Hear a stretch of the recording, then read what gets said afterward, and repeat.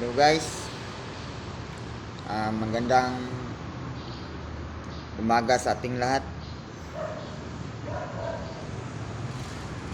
May sasabihin ako sa inyo patungkol ito sa sinasabi niyong isang babae at saka isang Islam.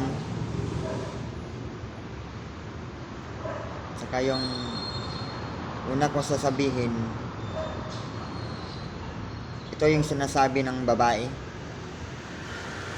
na Kristiyano daw siya dati. Pero ngayon, nagbabalik Islam siya, sabi pa niya. Ngayon, ako isang Kristiyano. Pagdating ng mahal na araw, pag namatay ng Diyos namin, wala na kaming Diyos. Wala nang magliligtas. Gago. Tanga palang babaeng to eh.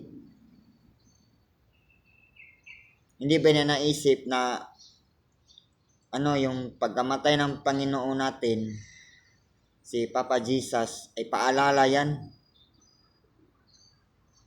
na yung araw at taon, yung araw din siyang namatay. At pagkatapos niyang namatay, nabuhay muli. Diba? Pag ikaw talaga ay isang Kristiyano, isang Katoliko, alam mo yan. Nabuhay muli. Yung kamatayan niya, hindi yung pagkamatay. Kung hindi, simula yung ng buhay natin bilang isang Kristiyano. Siya yung nagbayad ng mga kasalanan natin dito sa mundo para tayo mailigtas. At saka yung sino ba yun? Yung lalaki, yung Islam na yun? Ano ba yung binabanggit niya? Yung si Moises, si Adan, si Eva.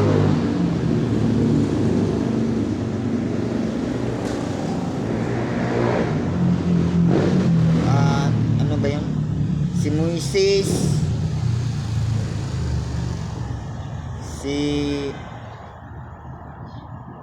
nakalimutan ko, ano ba yung isang binabanggit niya? Si Noe, si Adan o si Eva, pati si Papa Jesus, nadamay pa. Sabi niya, si Papa Jesus, ano daw yun, propeta.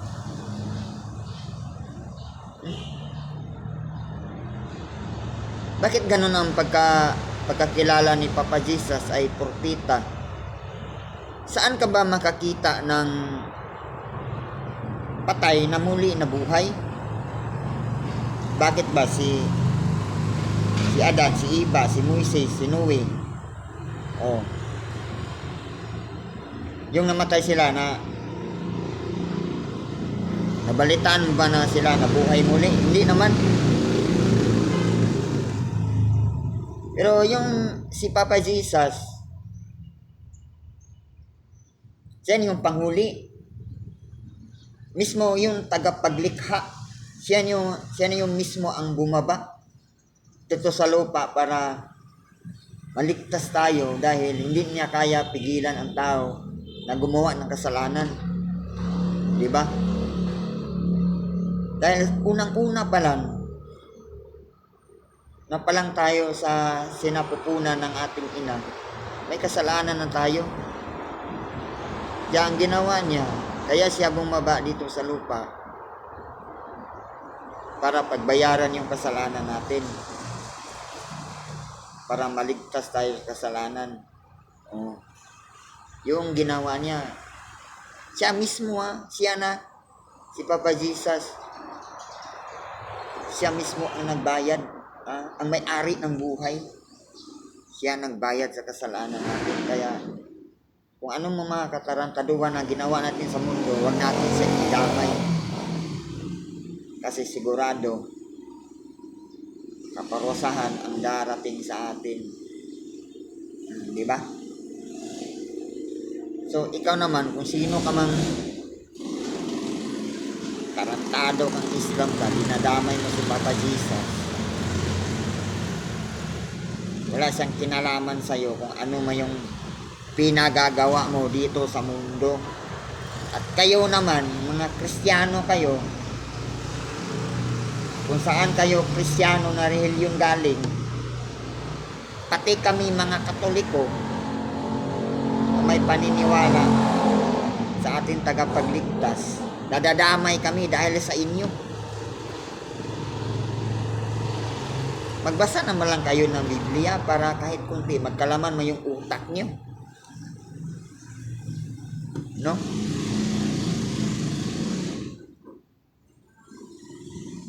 So,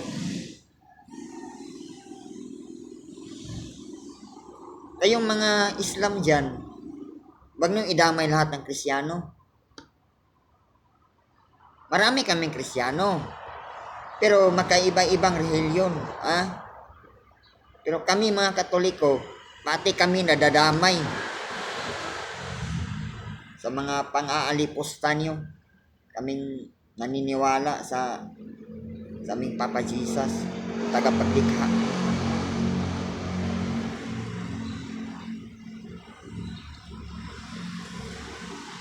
Kung mabasa nyo sa Biblia, alam ba kung anong mabasa nyo sa Biblia, kayong mga Islam dyan?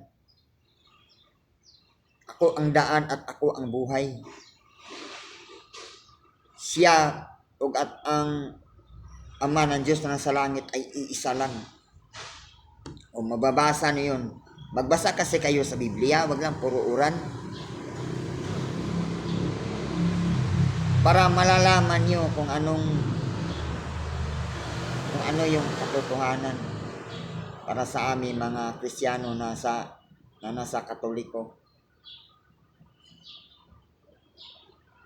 Kalibasa kasi, pag may mga Kristiyano nagbalik Islam sa inyo, iniisip nyo na, ganito pala mga Kristiyano, kaya sila nagbalik Islam kasi mali yung paniniwala nila. Hindi, ganun. Mag-isip kayo. Mag-isip kayo ha. Wag niyong ilalahat ang mga Kristiyano kasi ang Kristiyano, maraming uri. Adventikostal, Iglesia ni Cristo, Saksi ni Jehovah. Ano pa yun? Ano pa yung mga klaseng mga relihiyon na yun na saan galing lupalop na mundo na yan? Pero itong Katoliko na Kristiyano, galing ito sa Diyos, ating tagapagligtas. Hindi nyo ba naisip?